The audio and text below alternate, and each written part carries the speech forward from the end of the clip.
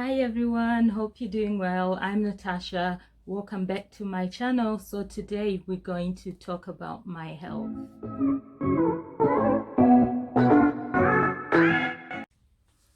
So in early August 2015, I wasn't feeling myself. I suffered from like terrible migraines, and my eye wasn't seeing the same like it used to. So I said to my husband, I do feel weird, and he's like, oh, ring the opticians so to see what they say. So I called them and I said, I need to book in an appointment because I don't feel right. I feel like my eye is losing sight. And the lady I spoke to, she said, well, you due for an eye test in like 3 weeks, so we'll make you an appointment then, because we haven't got like an appointment before that. So I was like, okay. So she made me an appointment, but as time moved on, I was starting to feel less myself. My eye kept losing sight, and I called them again and I said, look, I feel weird because I worked in IT, so I need to focus and I need to see. So a gentleman I spoke to said, well, you've got an appointment, and he believed that it was just an eye test due. That's why. So you will get new glasses if you can't see the same like you used to. And I just felt like, okay. So the next day, my husband said, right, you didn't sleep well, you're struggling with migraines, and you're complaining about your sight. I'm taking you to Specsavers before you go to work. So I called in at work and I said, listen, I'm not feeling myself, so I'm going to Specsavers, and straight after that I'll come into work. So we went into Specsavers, and my husband said she's not going anywhere until you see her. So they did a few tests, and as soon as they did that, they started to panic a lot. They were like, there's something wrong with you. You need to go to hospital straight away. So I'm like, what's happening and stuff, and no one could explain what was happening with me. So we went into A&E, accident emergency, in the United Kingdom here. So we went there, and I said to them, I have been referred here because of my eyesight by Specsavers. So we went, they referred us to the eye place in hospital. So as soon as we got there, they said, right, we'll make you an appointment for Thursday, I believe it was. So 2 days before my hospital appointment, I went into work as usual. As I sat on my desk, I started to feel really funny. I felt like my right side was losing energy, and it kept getting worse. I felt like my tongue was getting numb and I couldn't speak. I sent my colleague a message. I said, Louis, where are you? Please come to my office. Before I knew it, I was at hospital. When I woke up, I was in hospital, and I said, what's going on here? And they did say I had a stroke. My right side, I could not feel it, I could not move, I could not speak. So the hospital staff started to tell me what had happened. They did explain that, yeah, you've stroked, and we're trying to figure out why, how. And I was absolutely depressed. I'm under 30 years old, and my life felt like it was over. So um, another doctor came and he said to me, we're just taking you for like an MRI scan, so we could see why this has happened and what's going on with you. Obviously, I couldn't respond because I had stroked. So I went in for an MRI. A few hours later, they came in, and there was lots of them, and I'm like, what's going on? And they said, we need to speak to you. I'm like, right, I can't respond. I was just like, okay. So they explained to me that I had 6 brain tumors, and one of them looked like it was cancerous. Brain tumors was my worst nightmare. I used to watch this program on TV where people died from it, where people went in for like um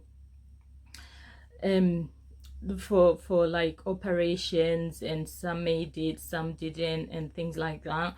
So brain tumors, I always said it was the worst nightmare to myself. So I was just crying. My husband and my mom came into hospital, and my husband and both my mom kept saying, no, you're not dying, because hospital had told me that I had 3 months to live. So I felt like it was the end of me. I started to think about my children. I started to think, how are my kids going to live, and all sorts. So it was absolutely depressing. So as soon as my husband and my mom came, they started to say, no, you're not dying in 3 months. No, you're not going to go anywhere. And they started to pray with me. They started to encourage me. So I got referred to like a hospital that deals with brain tumors, head operations and stuff, and they did say you need to be rushed into an emergency operation. I didn't have time to adjust to whatever was happening, but all I could see was the positivity from my husband and my mom. They carried on to stand with me, and they did believe that I'm all right. So my sister, she lives in Wales. So I live in England, and she lives in Wales with her 2 children and her husband. They rushed over to West Yorkshire, where I do live.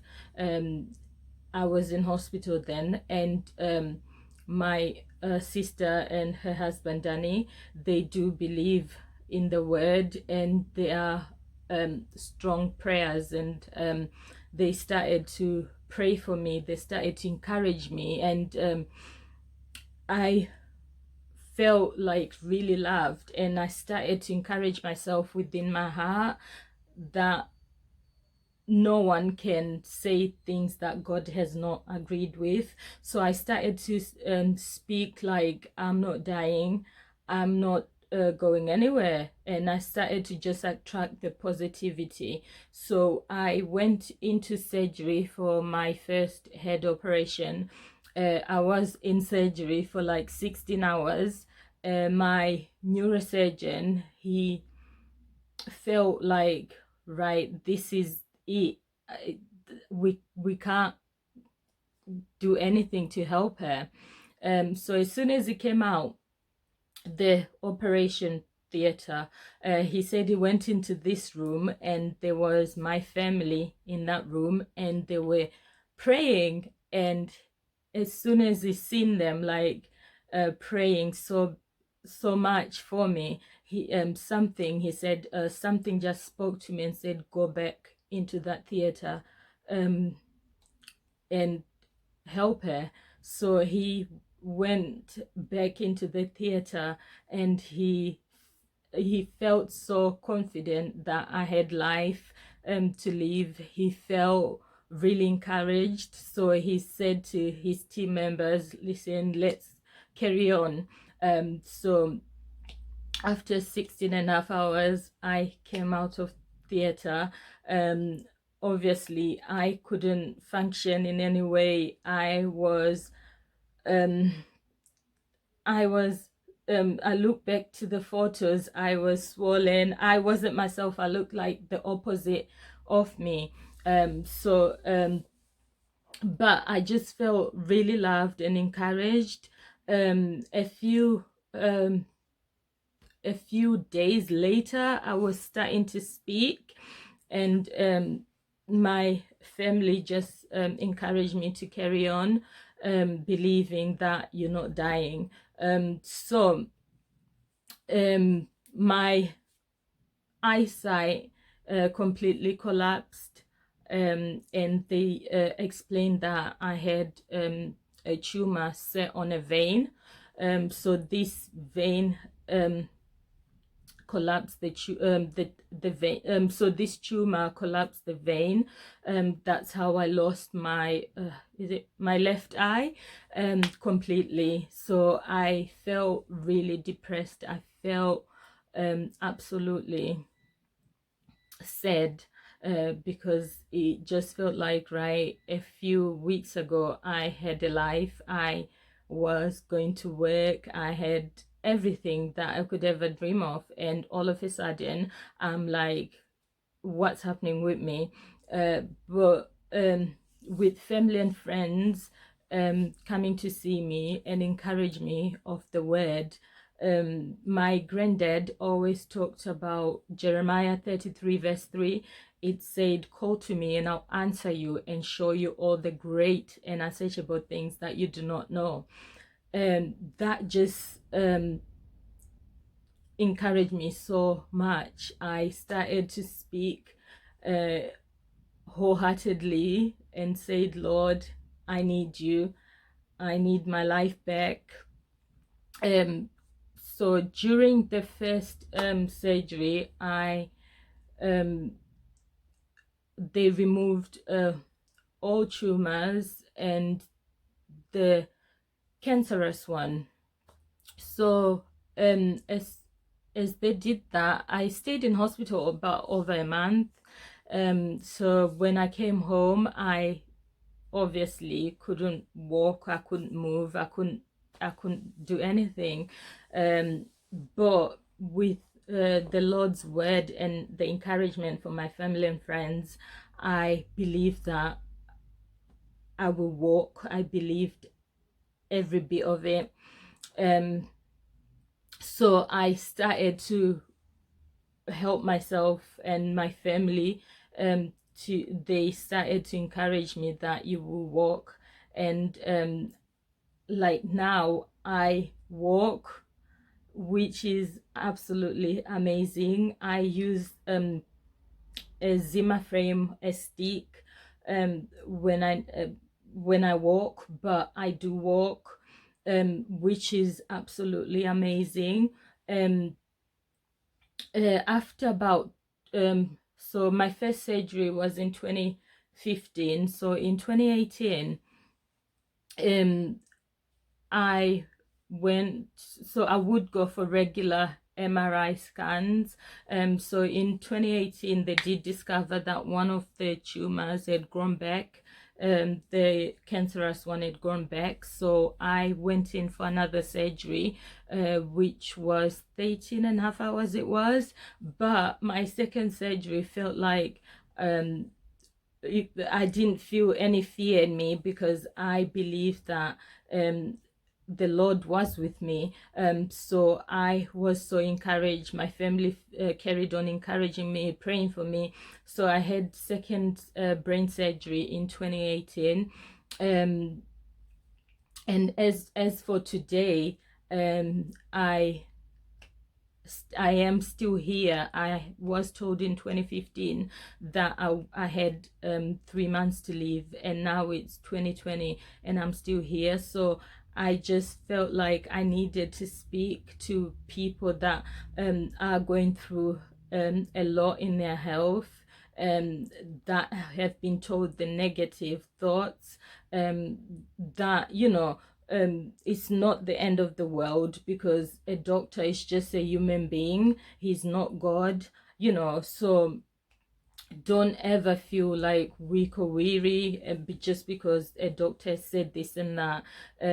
I As for today, I do take like a lot of medication. I do suffer from like brain seizures. I struggle from all sorts of health problems that have built up because of or like the meds and all sorts. But I am very confident that I still have life in me.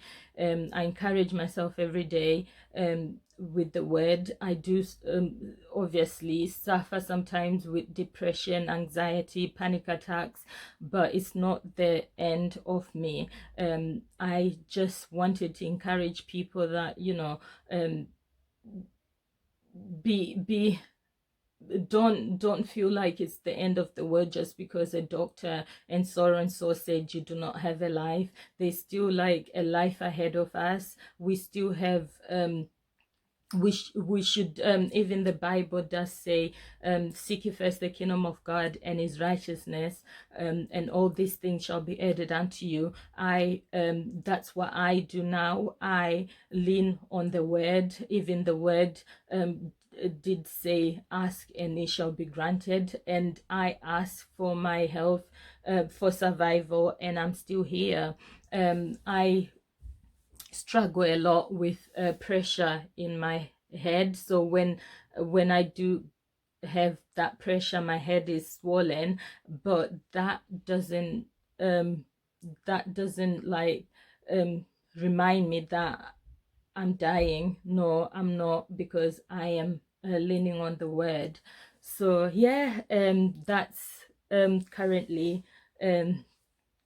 me at the moment. So I worked in IT, so I have obviously I was told that I'm not fit to work, because I can't focus on one thing for over 5 minutes, because I will feel the pressure. So yeah, I'm at home with my husband and 2 kids, and I love it. I feel like, wow, I had missed a lot in my children, and now I really enjoy being at home. And I am really grateful for me to be here. So yeah, that's myself at the moment. And I am really grateful. So thank you so much for watching. Don't forget to subscribe. If you've got any questions, feel welcome to write them down and I will get back to you. Bye.